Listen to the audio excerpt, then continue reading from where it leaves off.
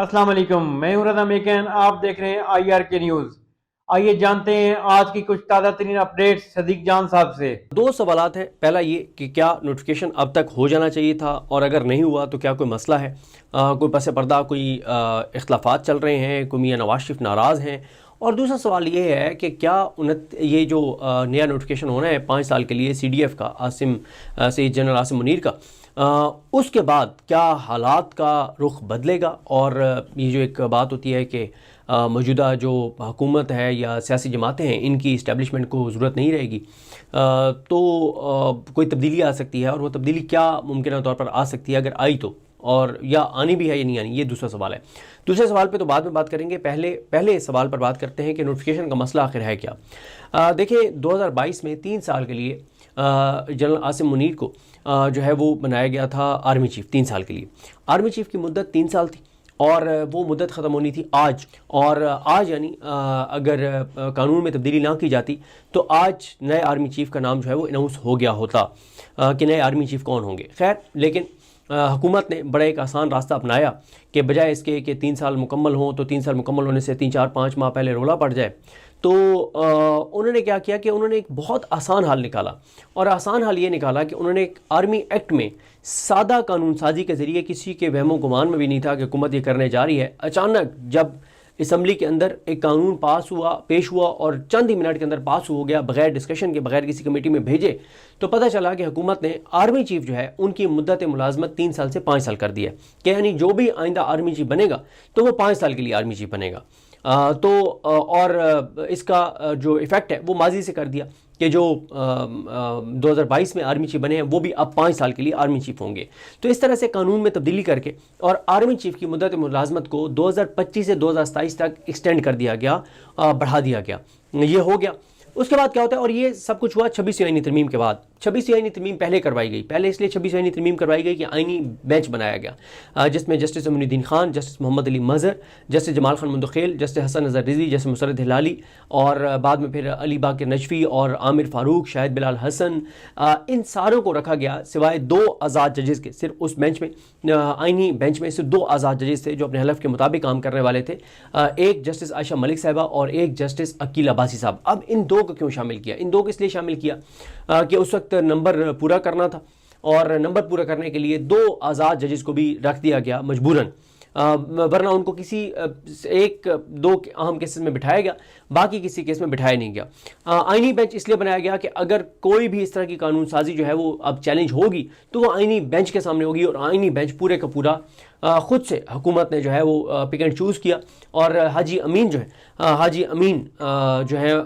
मुल्तानी, उनको जो है वो आईनी बेंच का सरबराह बनाया गया। और यहाँ ये बताना ज़रूर है कि हाजी अमीन जो है बतौर वकील इन्होंने कभी भी आईनी केसेस नहीं लड़े। ये जो आप देखते हैं ना, जो हम लोग डिस्कस करते हैं कि ये क्रिमिनल का जज है, ये सिविल का जज है, ये टैक्स मैटर्स का जज है, तो ये वो जिस चीज़ की ये 20-25 साल तक एज ए वकील प्रैक्टिस करते हैं उसी में इनकी एक्सपर्टीज़ होती है एज ए जज, और वही केसेस मोस्टली ये 90% सुन रहे होते हैं। कॉन्स्टिट्यूशनल जो केसेस हैं वो सुनने वाला जज जो है वो होता है जो एज ए वकील कॉन्स्टिट्यूशनल इश्यूज़ के ऊपर अथॉरिटी रहा हो, बड़ा वकील रहा हो, उसने 20 आईनी नुकात के ऊपर केसेस लड़े हों, जीते हों, और वो फिर जब जज बनता है तो वो फिर ज़ाहिर है वो एक आईनी मैटर्स को अच्छे तरीके से हैंडल कर लेता है। लेकिन हाजी अमीन हो या हाजी अमीन के साथ जमाल खान मुंदखेल हो या बाकी जो जजेस आईनी बेंच के लिए सिलेक्ट किए गए, इनमें से कोई एक भी बतौर वकील आईनी इश्यूज़ के ऊपर कोई काबिल ज़िक्र कोई उन्होंने केस लड़ा नहीं, जीता नहीं। तो इनको आईनी बेंच में इनकी सिलेक्शन का क्राइटेरिया क्या था वो मैं आपको बताऊंगा। तो वो कहते हैं ना कि सूरज को चिराग दिखाने वाली बात है, पाकिस्तान का बच्चा अब ये बात जानता है। मैंने पिछली वीडियो में जिक्र किया था कि सर्विस एरिया हरों में एक शहरी जो मेहनत करने वाला, अल्लाह ताला उसको सलामत रखे, जो वहाँ पे मतलब गाड़ियाँ साफ़ कर रहे थे। और ये अज़मत की बात है, मैंने पिछली वीडियो में भी बात बताई थी कि ये कोई काम छोटा नहीं होता। जो अपने हाथ से मेहनत मजदूरी करके हलाल कमा रहा हो, अल्लाह के यहाँ उसका बड़ा मकाम और मर्तबा है। और मैंने ये भी बताया था लास्ट वीडियो में कि नबी करीम सल्लल्लाहु अलैहि वसल्लम ने जो मफ़हूम है कि एक शख्स से हाथ मिलाया और उसके हाथ के ऊपर निशानात थे या छाले थे, تو نبی کریم صلی اللہ علیہ وسلم نے پوچھا کہ کس چیز کے نشانات ہیں؟ تو انہوں نے کہا کہ میں کیونکہ مزدوری کرتا ہوں تو وہ مشکل ذرا سخت کام ہوتا ہے، اس کی وجہ سے ہاتھوں پہ یہ نشانات پڑ گئے ہیں۔ تو نبی کریم صلی اللہ علیہ وسلم نے اس کے ہاتھوں کو بوسہ دیا، تو وہ جس کا میں ہروں میں جس شہری کا حوالہ دے رہا ہوں کہ جو وہاں پہ گاڑیاں صاف کر رہے تھے، محنت کر رہے تھے، ان کو بھی کلیئرٹی تھی کہ پاکستان کون چلا رہا ہے، کیسے چلا رہا ہے، یہ 27 آئینی ترمیم کیوں ہوئی ہے، 26 آئینی ترمیم کیوں ہوئی ہے، جسٹس یحییٰ خان کیا کر رہا ہے، جسٹس ڈوگر کیا کر رہا ہے، عمران خان کے ساتھ کیا ہو رہا ہے، کیوں ہو رہا ہے، کون کروا رہا ہے، عمران خان کے جرائم کیا ہیں، اس کے جرم، اصل جرم کیا ہیں، کہ وہ اس کو بھی کلیئرٹی تھی۔ وہ سمیع ابراہیم صاحب سے بات کر رہے تھے، ہم نے کہا، میں اکثر دوستوں کو کہتا ہوں، میں کہتا ہوں یہ جو عام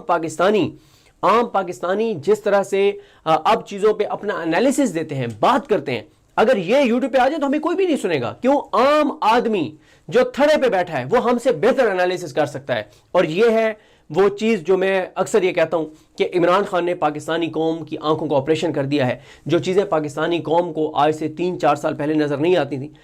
مجھ سمیت، اب ہم سب وہ چیزیں دیکھ سکتے ہیں، اور سب وہ چیزیں نظر آ رہی ہیں جو پہلے نہیں دیکھ سکتے تھے۔ خیر، تو اس طرح سے قانون میں تبدیلی کی گئی، 2 سال بڑھا دیے گئے، اور کہا گیا کہ اب جو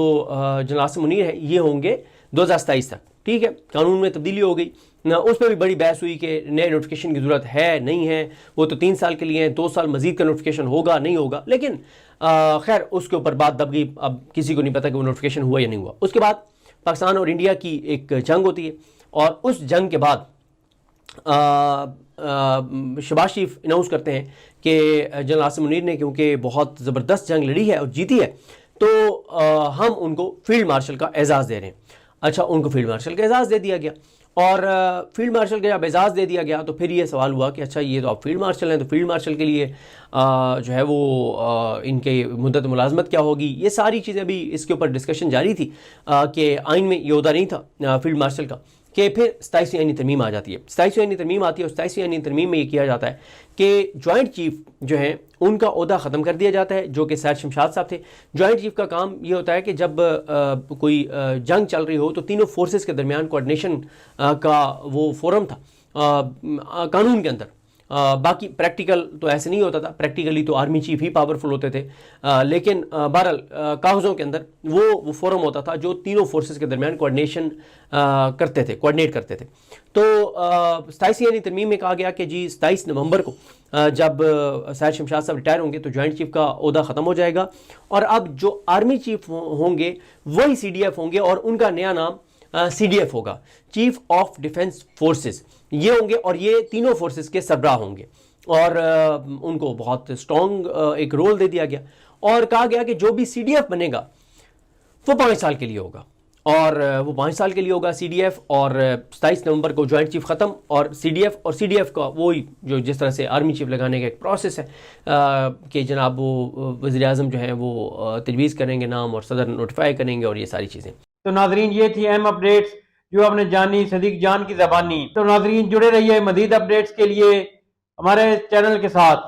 اپنا اور اس چینل کا خیال رکھیے گا۔ اسی کے ساتھ اپنے میزبان رضا میکن کو اجازت دیجیے، اللہ حافظ۔